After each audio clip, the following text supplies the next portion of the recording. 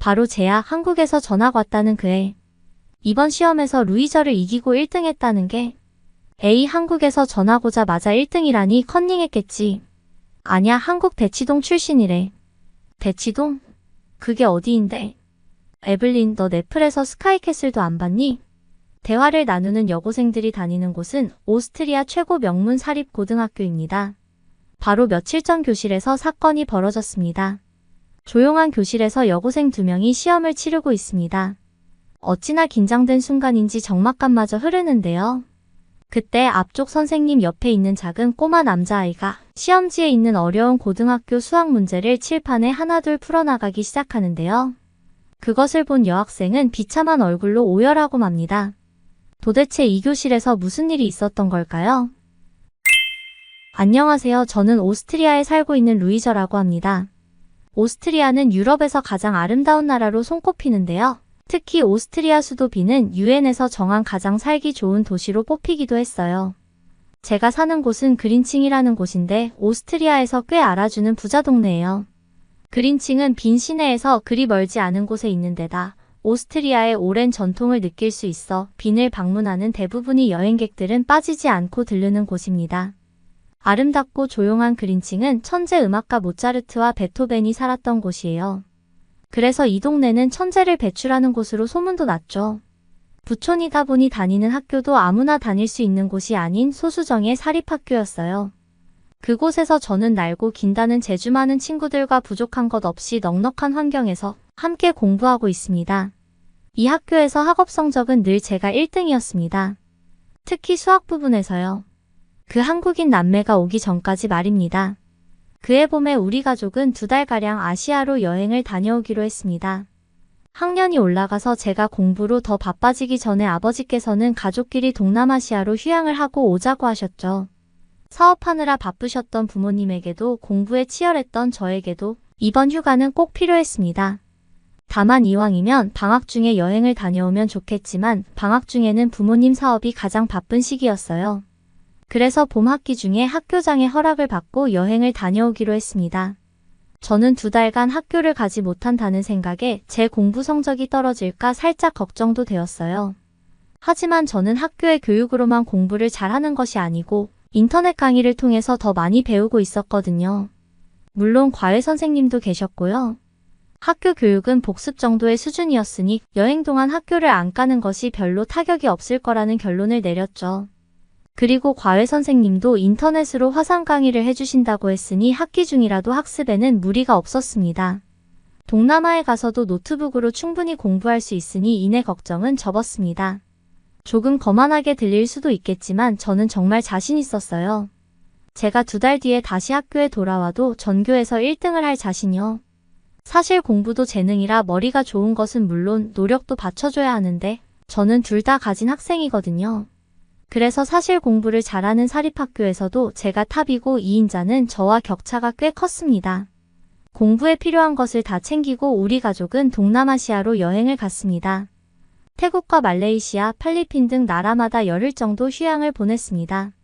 동남아의 바다는 정말 아름다웠어요. 휴양지에서 휴식을 보내며 공부를 하고 있으니 학교에서 알게 모르게 오가는 공부에 대한 신경전도 없고 자연이 주는 위대함에 집중도 더 잘 되었어요.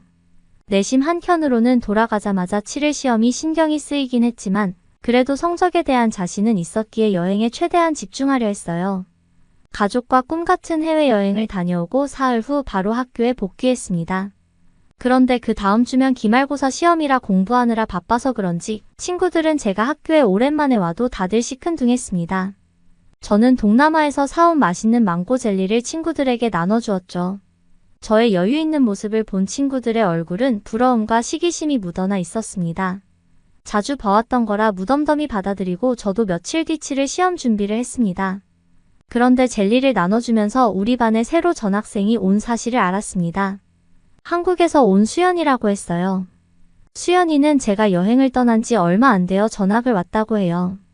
말씀드렸다시피 제가 사는 곳 자체가 유럽 중에서도 잘 사는 오스트리아이고 이 도시는 오스트리아에서도 부촌으로 불리는 곳에다가 무엇보다 이곳은 사립학교라 등록금도 만만치 않은 곳입니다. 이런 곳에 한국인이 전학을 왔다고 하니 너무 의외였어요. 무시하는 건 아니지만 독일인 친구들도 이 학교에 오고 싶어도 못 와서 독일 김나지움으로 진학을 결정하는 경우가 많거든요. 망고 젤리를 받은 수연은 고맙다면서 잠깐 인사를 나누고 공부 모드에 진입하더라고요. 그래, 열심히 해야지. 동양에서 왔으니 여기가 얼마나 더 힘들겠어. 제 속마음은 이랬습니다.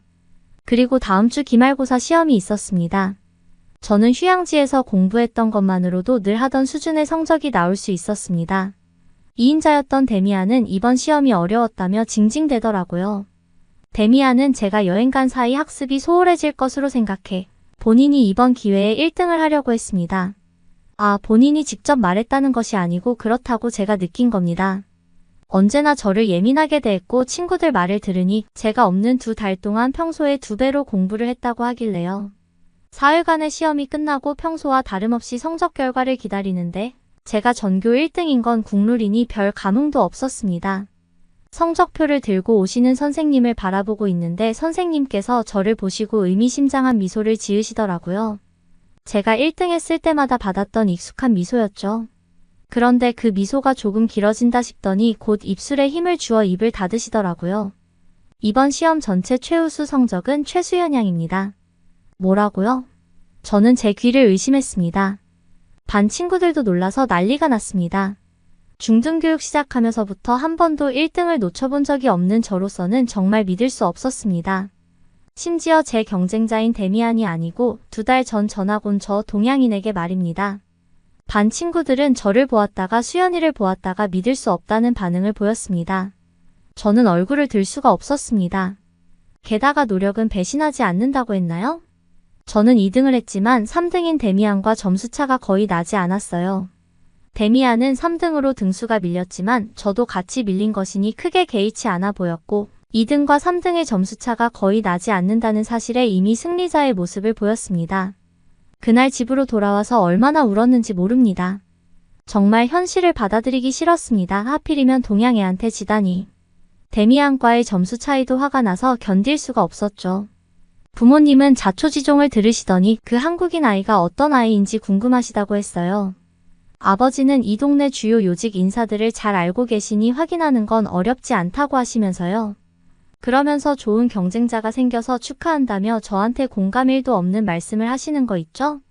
며칠 동안 충격이 가시지 않았지만 이내 추스르고 여름방학 동안 최대한 공부해서 가을학기 중간고사에는 최수연인지 최수지인지 뭔지를 반드시 이기겠다고 마음먹었습니다. 그해 여름은 어떻게 갔는지도 모를 정도였어요. 제 마음의 열기가 더 뜨거웠거든요. 저는 부모님을 통해 수연이가 여기 2년 정도 거주하러 왔다는 것을 알았고 한국에서도 영재학교를 다녔다고 했습니다. 심지어 수연이보다 그의 어린 남동생이 이미 중학 수준의 공부를 하고 있어서 우리 학교 입학을 준비하고 있다는 말도요. 종종 한국인이 유대인보다 더 똑똑하다는 얘기는 들었지만 그래도 이건 아니죠. 나를 이기다니. 저는 와신상담의 자세로 열심히 공부했고 돌아오는 중간고사를 손꼽아 기다렸습니다. 드디어 대망의 중간고사 시험이 왔습니다. 학교에서 수연이는 다른 친구들과도 교류가 없었어요. 묵묵히 자리에 앉아 항상 공부하고 어쩌다 에어팟으로 눈 감고 음악을 듣고 그리고 책을 읽고 그렇게 보냈어요. 그러다 보니 수연이가 공부를 집에선 얼마나 많이 했는지 알 길이 없었죠. 저는 생애 그렇게 시험을 심사숙고해서 쳐본 적이 없습니다. 저는 제 명예회복이 진짜 간절했어요. 그리고 3일 후 성적 발표가 나왔죠. 몇 달 전 최우수 성적을 발표하시기 전 저에게 미소를 지으시던 선생님의 모습이 다시 데자뷰처럼 떠올랐어요. 선생님은 이번엔 수연이 얼굴을 보시면서 미소를 지으셨죠.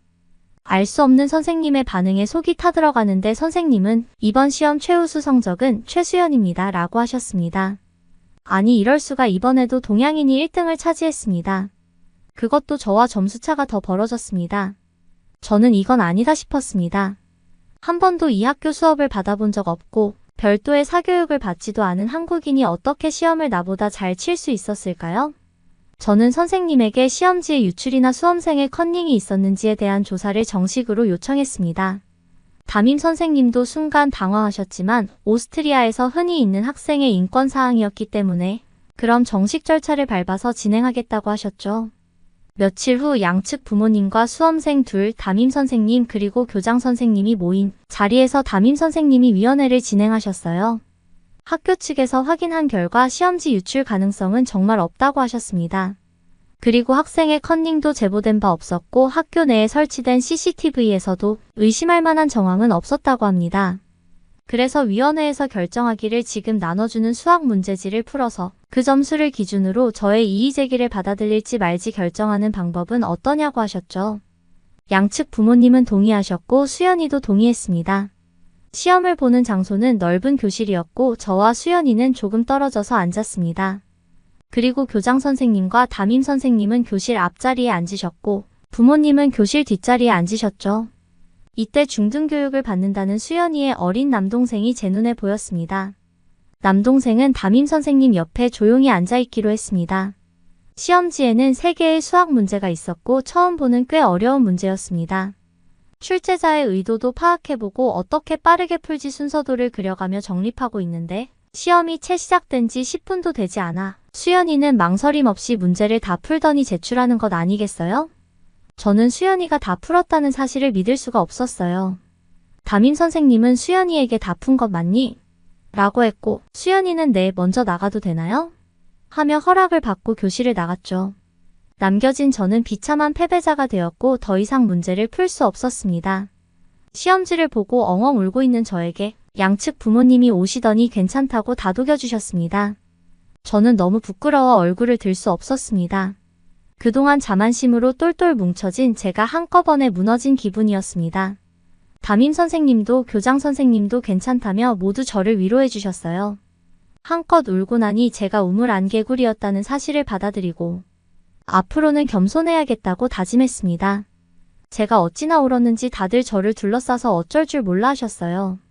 그런데 그 사이 수연의 어린 남동생이 칠판에 수학 문제를 풀고 있는 것 아니겠어요?